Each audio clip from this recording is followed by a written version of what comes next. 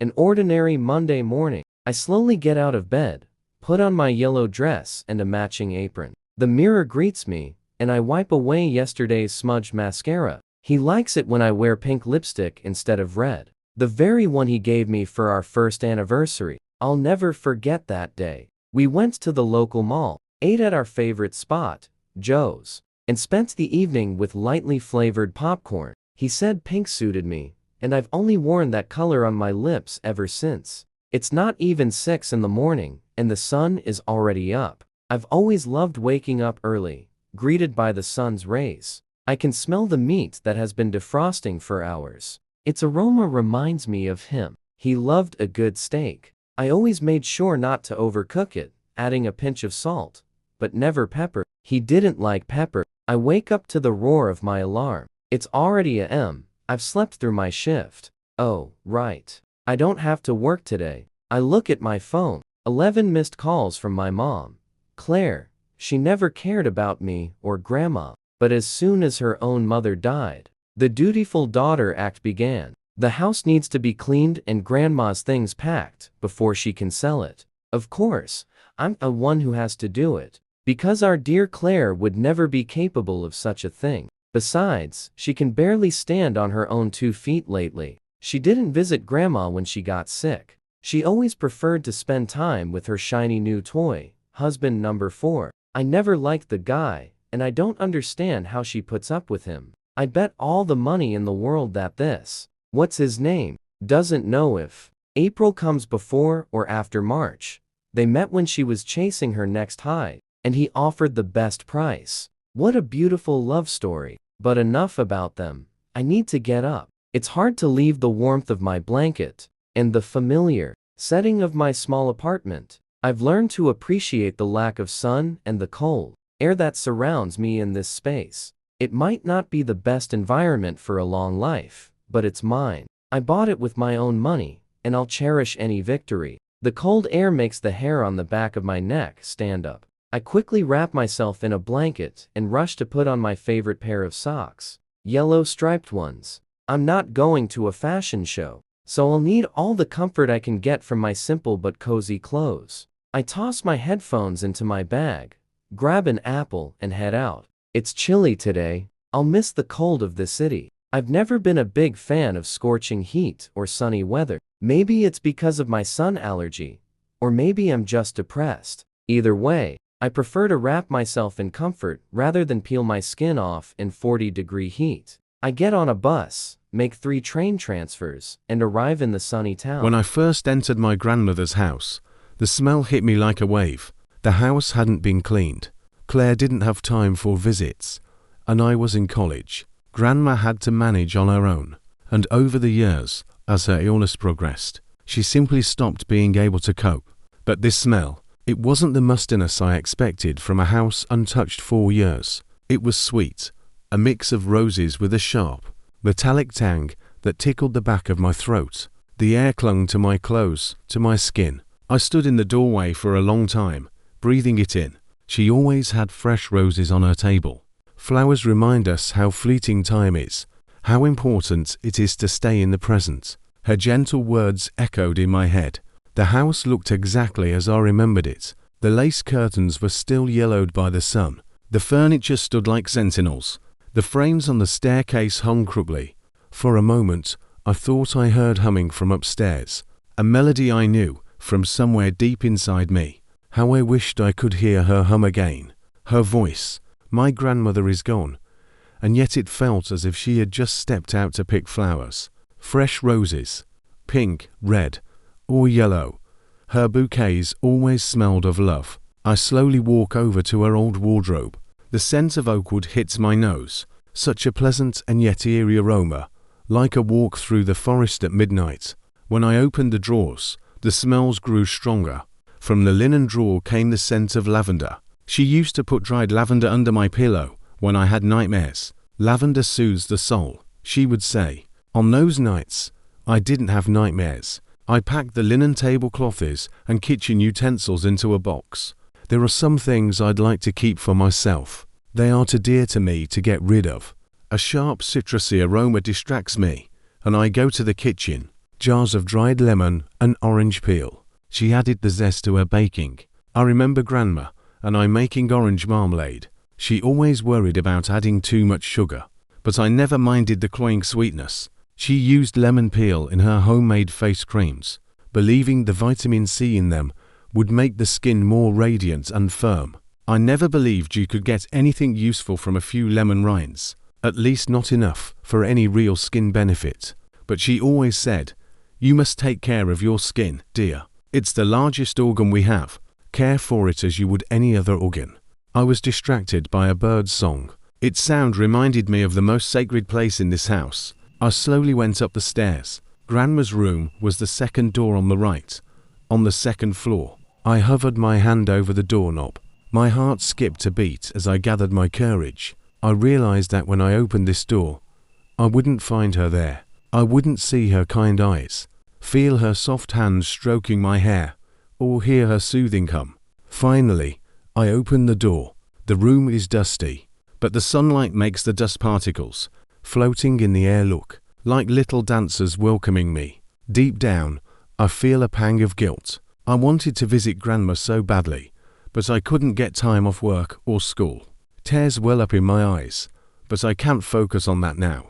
I want to cherish the memories, her loving presence, her hugs, her kind words. That's what matters.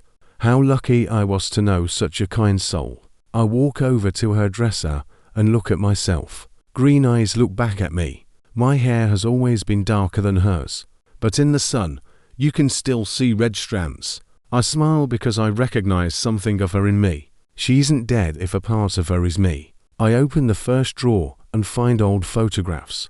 One catches my eye. I don't think I've seen it before.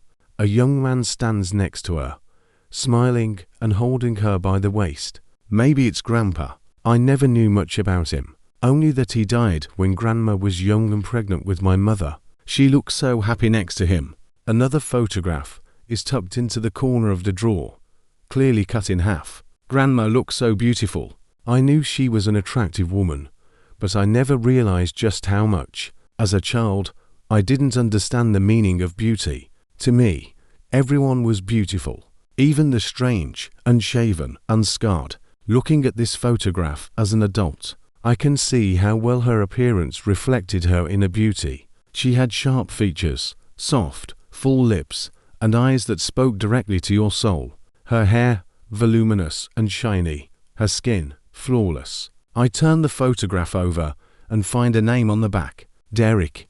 The rest is cut off. I had never heard of a Derek, but Grandma rarely mentioned anyone from her personal life. She always told me it was rude to speak ill of people, so it was better not to speak of them at all. Lost in the photographs and memories of my grandmother, I didn't notice how quickly time had flown. It was already midnight. I unpacked my bag, took a long, hot shower, wrapped my head in a pink towel, and went to my former childhood room. The wallpaper still had pink ribbons on it, and the softness of the pillows reminded me of my younger days. That night, the smell in the house grew stronger, and I dreamt of her humming while brushing my hair. Smile. The next day, I was woken by a knock at the door. It was a man. He was tall, about my age, with a certain stillness about him that unsettled me. He introduced himself as Simon, the son of the man who lived across the street. My memories of the elderly neighbor were vague. I only remembered him stopping by when Grandma baked her favorite lemon pie. Simon greeted me with a simple smile. "You must be Eleanor," he said, studying me as if memorizing my face. "Yes," I replied. "Did you know my grandmother?" A pause. "Yes, I did. My father always told me about you. She loved talking about you and your success in the big city. If getting into debt is considered success, then I guess so," I replied. Being an artist had always been my dream. When I got into college, I hoped to make the right connections to break through, but the big galleries were never interested in my work. The owner's sons, however, were always in the spotlight. His gaze swept over the house. "How does it feel to be back?" "Well, bittersweet. I love all the memories, but losing her, not being able to feel her hug or taste her food. It's hard," I answered, looking down, partly because I didn't want this stranger to see my vulnerability, partly because I didn't yet trust his intentions. His gaze lingered on my chest for a moment too long. Before he left, he added quietly, "Come for dinner tomorrow. I'm making steak, and I'm sure my father would be happy to see you. I'll think about it. I have so much to pack, but thank you for the invitation." I forced a polite smile. As Simon left, I noticed an old man sitting on the porch. That must be his father. He looked at me with a faint smile. His eyes didn't look lost like most old men's. They seemed kind, rather. "You smell so good, my dear," he whispered in my ear. I can never hold back a smile and a blush when he compliments me. "Thank you, sweetheart. I baked today. It's your favorite, chocolate cream pie. I added a little spice." I winked. Cinnamon is his favorite spice. I try to add it to all my creations. "Oh, you know me so well. I have to go to work early today. The boss needs extra help before Christmas and all these sales. Who knows, maybe we can finally book that vacation this year," he said, reaching out to tuck my hair behind my ear. "I love you," I whispered as he kissed me goodbye again. "Not as much as I love you," he whispered back. The day passed, quite calmly. I packed Grandma's silverware, her vintage hairbrushes, the old china, and a few items of clothing. I cried and smiled, laughed and dissociated with every memory I held in my hands. I decided to go to Simon's for dinner, partly because I needed someone to talk to about my pain, partly because his father's eyes looked so kind. I wanted to know if he knew anything about Derek, the man from the photographs. My mother surely knew little about Grandma, and this was my last chance to learn about the parts of her life she had hidden. The old man unnerved me more than his son. He barely spoke, but when he did, it was intimate. "You smell of roses," he said, as I served myself mashed potatoes. The food looked unappetizing. The steak Simon had cooked was thinly sliced, and I assumed that Victor, Simon's father, could only eat soft food at his age. "I always loved that about you," he whispered, almost inaudibly. I decided I must remind him of my grandmother and, with a soft thank you, smiled politely. "So how did you meet my grandmother, Victor?" "Oh well, I moved into this house in the 80s, and your grandmother, being the kind woman she was, invited me over for dinner. I've been stopping by for leftovers from her baking ever since. She was such a good baker." "That sounds like her." I wanted to ask, "Do you know anything about her youth?" I was packing her things and saw a photograph with a man. "His name is Derek, I think." They looked quite happy together. She never told me about him. And now that she's gone, I was hoping, maybe to learn something about her past. I thought you might know. "Oh, Derek, Derek, Derek, Derek." Victor seemed to drift into his thoughts. I tried to read his expression, but the dim lighting of the dining room made it difficult. His face wrinkled, and he looked almost displeased. He continued, "Yes, I knew Derek. He was an ordinary man. Nothing stood out about him. God knows why she ever fell for him." I looked at Simon and saw a fleeting smile cross his face. "Well, that's strange. And you, Simon, when did you move to this sunny town?" "Oh, I moved in shortly after you left for college. Vic needed help with the garden, and I figured I'd be more useful here than in some lousy factory hiring losers like me."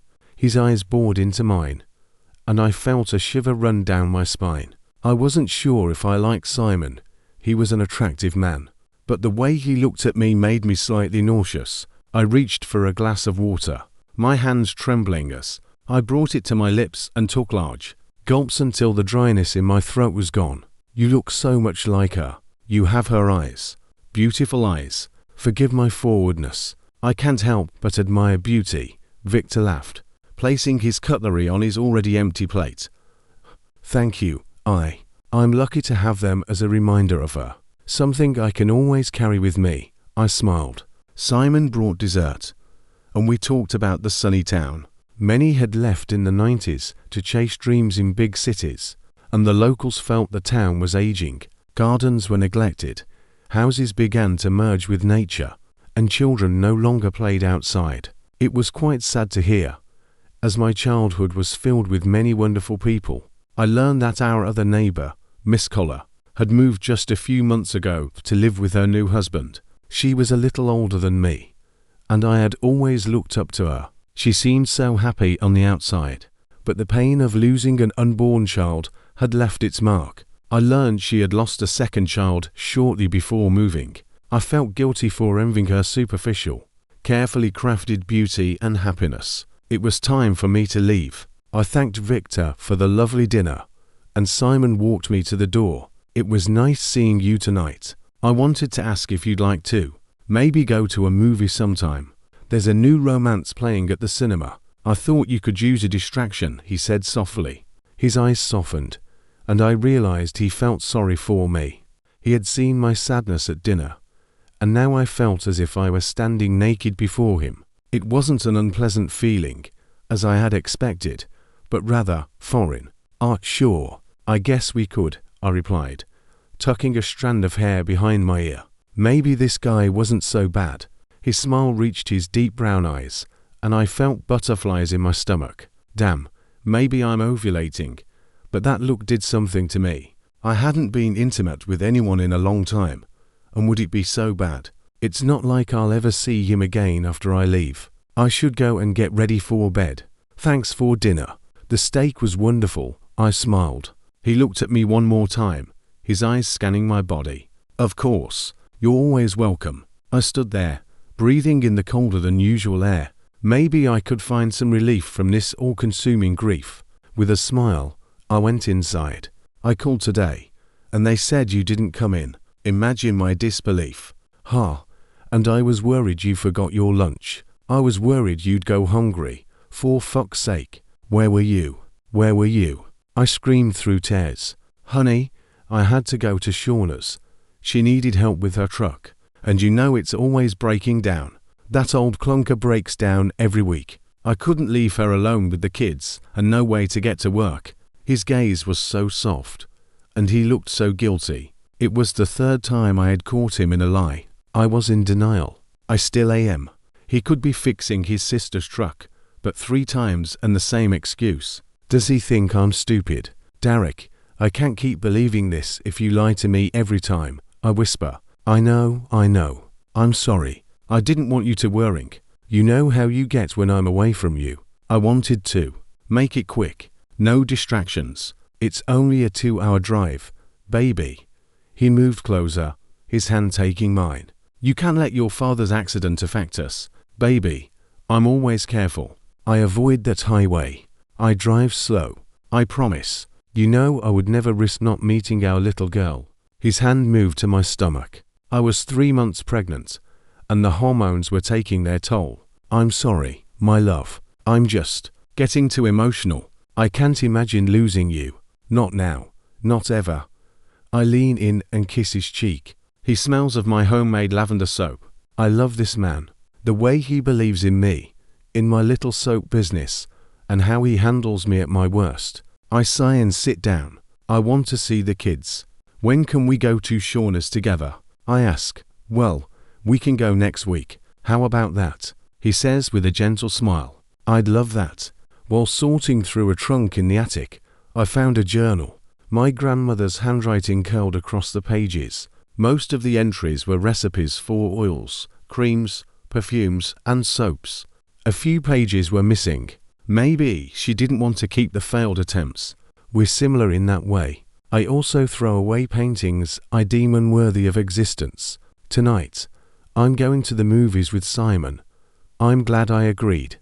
The smell of the house was starting to overwhelm my senses, and I need a break. I go down the creaky stairs and into the bathroom. Before finding the light switch, I focus on the reflection of the window in the small, ornate mirror. The moon is bright tonight, and you can even see the stars. I'll miss the beauty of nature here.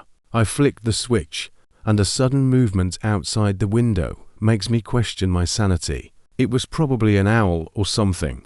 There are a lot of owls here. This house is making me paranoid. I undress and step into the shower.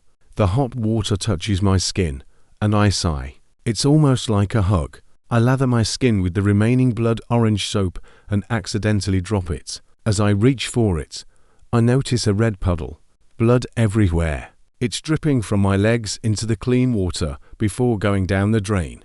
I scream and rush out of the shower as fast as I can. Suddenly, I hear a loud knock on the front door. Disoriented, I grab the nearest towel and run to the door. It swings open, and I see Simon. Sorry, I was walking by and heard you scream. Is everything okay? Are you okay?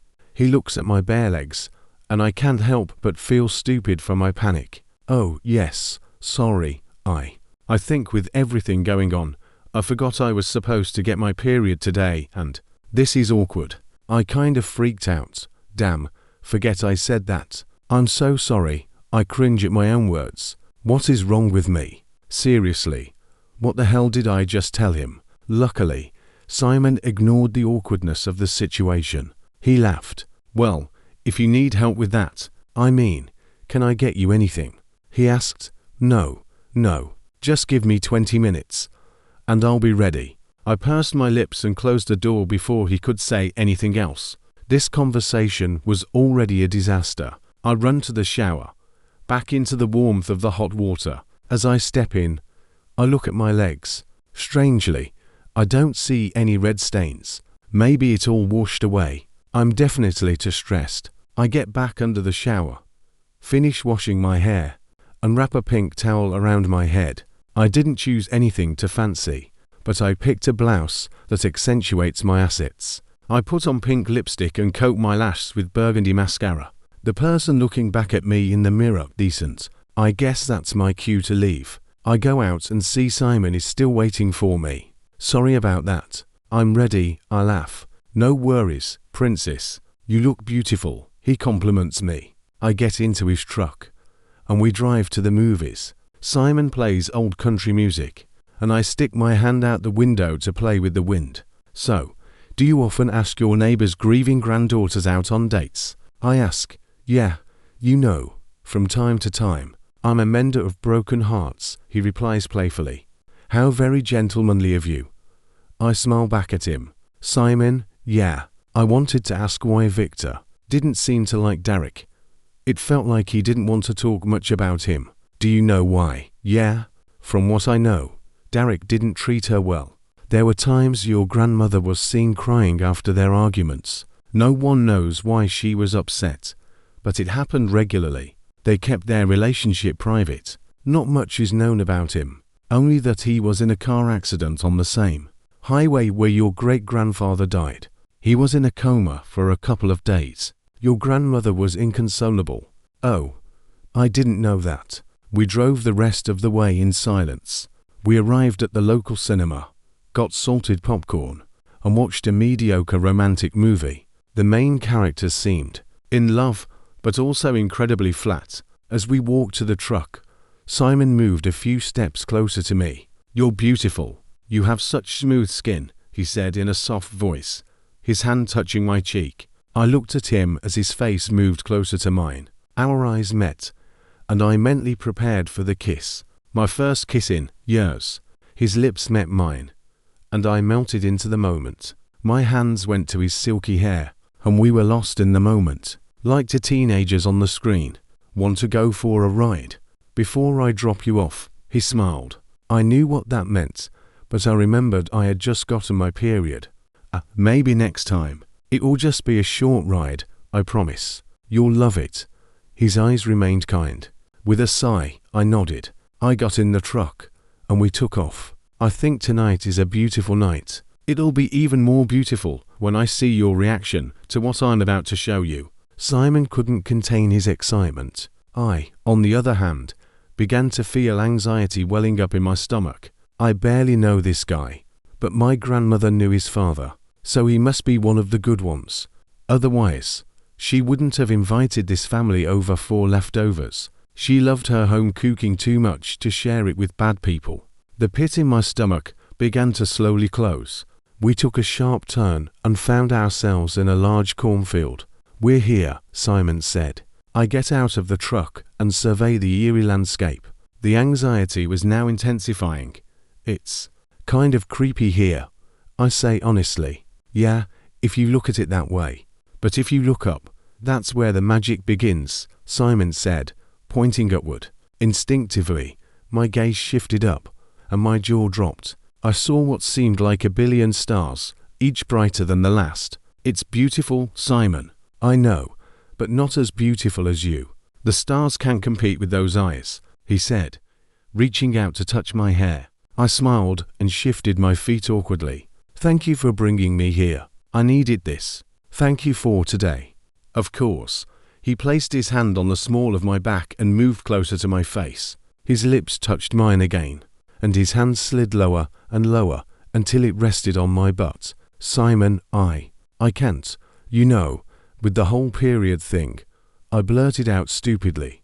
Don't worry about it, he said, starting to unbutton my jeans. I felt uncomfortable and wanted to stop him, but I ended up freezing. Not a word came out of my mouth. I just stood there as he undressed me and himself.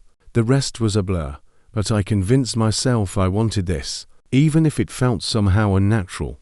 When Simon drove me home, I rushed to the bathroom, jumped in the shower, and nothing seemed unusual. There was just no blood. I started to think this whole day had been a fever dream. Maybe I'm still sleeping. I took the lavender soap out of the cabinet and placed it under my pillow, because lavender soothes the soul. Do you think they'll like it? My new recipe. I tried so hard to get it right. It's not easy to combine lemon, cherry, and carrot in one cake. I laugh, asking Derek, of course, honey, everyone loves your cakes. And before you ask, yes, Shauna won't complain about you bringing 10 bars of citrus soap again. She loved it last time, and she'll love it again. You know me so well, I say, almost rolling my eyes. Victor will come and pick up the leftovers from the failed attempts. That Victor. I don't like him. I have a feeling he wants to take you away from me. Derek whispers, holding me close. No one can take me away from you, I reply. We drive for 2 hours to Derek's sister's house, and by the time we get out of the car, I feel nauseous and tired. Shauna greets us with open arms. Oh Pat, I've missed you so much. I've missed your big hugs, Shauna. How are the kids? Oh, much better. Ever since Ashley, the neighbor's girl, started watching them, I've caught up on months of sleep. Can you imagine? No late night wanderings. No screaming.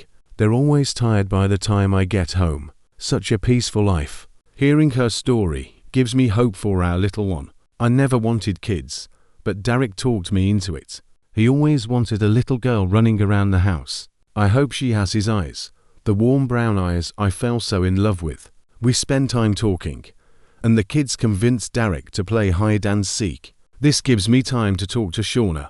I heard you were worried about him, Pat, but it's true. He's always been coming here. My damn truck breaks down so often. I'm thinking of selling my mother's ring to buy a new one. I can't believe this clunker. Thank God for Derek. I don't know what I'd do without his help. It's not that. I just feel like he's hiding something from me, you know. Sometimes I catch his gaze on the young women we pass on the way to Joe's, and then I remember I'm not 20 anymore. He fell in love with that girl, not me, you know. And every time he lies, I feel my distrust deepening. I love him, Shauna. I really do. But sometimes I feel like I don't know him at all. Yeah, I can understand that. I kicked Gary out when I found out he was screwing his secretary. 15 years younger than him, too. I don't blame you for being distrustful. I know my brother, and he's in love. If you don't trust him, trust me when I say this. He's not like the others. Strange in his own way. But he doesn't want to hurt you. I give Shauna a weak smile and close my eyes to enjoy the warmth of the sun on my skin. She's right. He loves me, even after all these years. Of course. What were the odds? He slowed when he saw me. The same unreadable look, something between guilt and desire. Morning, he said, catching his breath. Morning, I nodded, wiping sweat from my forehead. A silence fell, the awkward kind, like to people on opposite sides of a closed door, not knowing who should knock first. I was thinking, he said, about last night. If you want, come over for dinner again tonight. You don't have to. I just thought it would be nice. I hesitated. Every cell in my body screamed no, but I said, sure. I decided to pack a few more things before dinner, Busy hands quiet the mind. I went down to the basement, and the smell hit me harder than before. Lavender. And something coppery, acidic. The air was heavy. It felt like wading through honey and vinegar. In the far corner, behind some old, rusty garden tools, I found a wooden box with a false bottom. Inside was a book, not old, like my grandmother's other journals. This one was newer, a cracked leather cover, and a man's handwriting. I took it upstairs. The pages were yellowed, warped, a diary, but not my grandmother's. The name on the inside cover read, Derek. The entries started innocently. Thoughts about the house, about Pat and her strange obsession with soap and youth. But then, deeper in, it all became twisted. Truck broke down again. Shauna asked for help with the kids, said Ashley is watching them. Pat has no idea. She's too busy testing new body oil formulas. She thinks I'm a good man. I am. I just need to blow off steam sometimes. Ashley's skin smells like lemons and innocence. I stopped reading. My stomach churned, but I kept going. I don't know why. Ashley cried a lot this time, said I was hurting her. I told her to shut up, to be grateful, told her I'd take her away from here someday. Pat will understand. She's so desperate for love she forgive anything. I'll name our daughter after her. Ashley, a beautiful name. My vision blurred. I couldn't tell if it was sweat or tears or nausea. I ran to the bathroom and threw up. My whole body was shaking. This was my grandfather. This was the man she loved. The Derek from the photograph. No, it couldn't be true. And then something changed. Something clicked. Another voice. Another memory. Not mine. Hers. I held the diary in my trembling hands. My belly was swollen with new life. And yet I had never felt more hollow. I read every word. Every foul, rotten truth. I traced the name Ashley and felt something inside me break. He wanted to name our daughter after her. The babysitter. The child he was raping. I stumbled into the shower, clutching the blade I used to slice labels off the soap. I turned the water on, hot. I wanted to wash it all away, but blood doesn't wash away like soap. The water ran red, mixing with the blood pouring down my thighs. My body convulsed, screams swallowed by the rush of the water. And then, darkness. I woke up to Victor's voice. He was holding me. We were on the bathroom floor. He was whispering my name, over and over. He smelled of tobacco and something green, like rosemary. He'd found the diary, too. The following week, Derek's brakes failed on the highway. Victor never asked for anything, only for me to rest, for me to heal, for me to stop crying.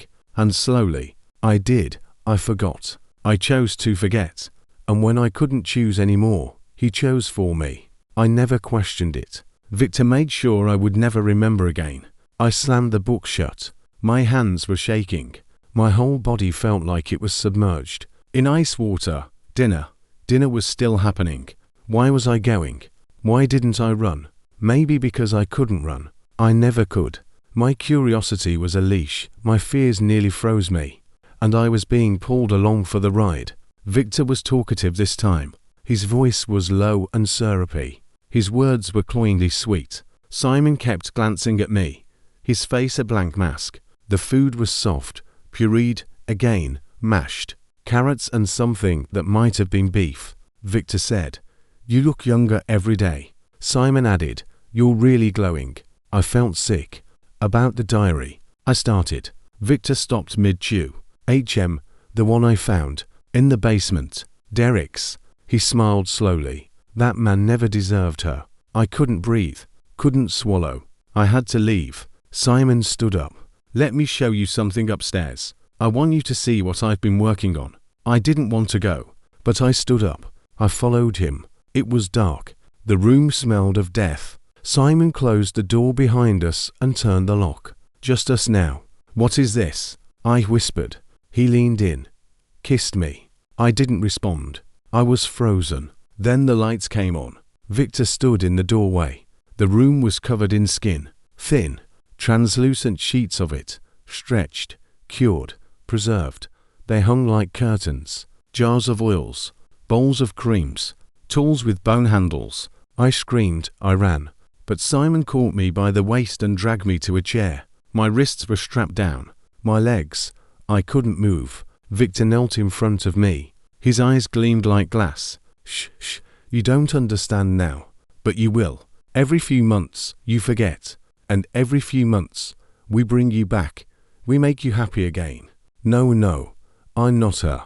Yes, you are. You are Pat, my Rose. You're happiest when you forget. When you believe you are young again. And we help you stay that way. He held up a piece of something pink and soft. I recognized the tattoo. Miss Kayla's hummingbird. No, God. I sobbed. I pulled at the restraints. Simon plunged a syringe into my neck. Victor rubbed a cream into my cheek with a gentle, almost loving motion. Lavender. Lavender soothes the soul, my dear. The last thing I saw before I blacked out was my own reflection, old, withered, sunken. The mask of my face had been torn off and thrown aside. She's resting now, smiling in her sleep again, her breath a soft rise and fall. Just like when I first saw her through the lace curtains of her kitchen. She was younger then, always young in my mind, stirring jam, humming that tune I could never place. I would sit on my porch just to catch the scent of her soap, roses and citrus, clean and bright as sunrise. Eleanor, no, Pat, always Pat to me. I remember the first time I learned her name. She handed me a slice of lemon loaf and laughed when I burned my tongue. Slow down, you madman, she'd said. I would have set myself on fire just to taste anything she made. She was married then. I watched her belly swell with that man's child and hated him for his place beside her. I saw the bruises once, small, easy to miss, but I didn't miss them. He didn't deserve her. His shadow wasn't worthy of her light. But I waited. I waited for him to crack. I waited for the world to give her back to me. And it did. Eventually. Men like Derek always cross a line. When she called me, crying, I was already halfway across the lawn. The diary was still warm when I read it. My hands shook not with fear, but with confirmation. I always knew he was rotten. And she, poor thing, she'd tied her soul to it. The brakes were a simple matter. A loosened hose, an inattentive mechanic. He died quickly. I would have preferred slower. But death is a blunt instrument. After, she came apart, and I put her back together, piece by piece, every scream, every blackout, every time she looked at me like a stranger. I would remind her, you are Pat, you are my Rose, and she would smile, sometimes just a twitch of her lips, but I saw it. She needed me. The creams were her idea, not the ingredients. No, she didn't know the recipes anymore, but the desire, that need to return to the mirror and love what looked back. She would touch her reflection and cry, I was beautiful. She whispered once. I took her face in my hands and said, you still are. But words are thin things. Simon, my boy. He understands more than he lets on. He's not like me. He doesn't love her. But he respects what I've built, what I protect. He brings them to me. The pretty ones, the fragrant ones, the soft ones who never ask too many questions. Some come willingly, others need to be persuaded, but in the end, their beauty becomes something more than themselves. They live on in her, their skin nourishes hers, their oils soothe her, their voices become her voices in memory. She glows now. God, how she glows. When she walks barefoot on the old wood floors in the morning, I see her as she once was, every line hidden, every scar erased. She's youth again, and when she forgets, when she becomes Eleanor with her city accent and her bitterness, I just remind her. She lies in the chair. She screams. But then the cream is applied. The mirror catches her reflection, and her screams turn to laughter. Every few months, the cycle begins anew. She packs up the house. She grieves for herself. She meets Simon. She asks about Derek.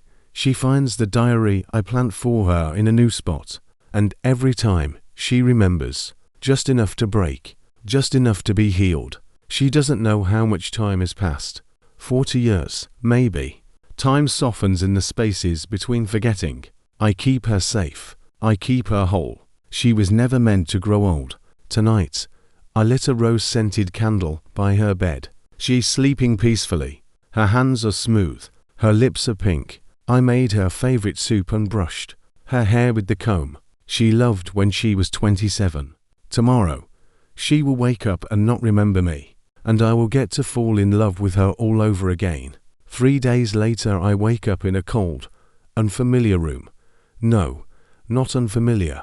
I know this place, this apartment, this ceiling, this blanket, my yellow striped socks, my pink lipstick, my lavender-scented lotion. I check my phone. 11 missed calls from Claire. I groan and pull the blanket tighter. The apartment is cold. I sigh and get up. I don't know why the floors creak differently now, or why the mirror doesn't quite catch the sunlight right, or why I can still smell roses, even though I don't keep flowers.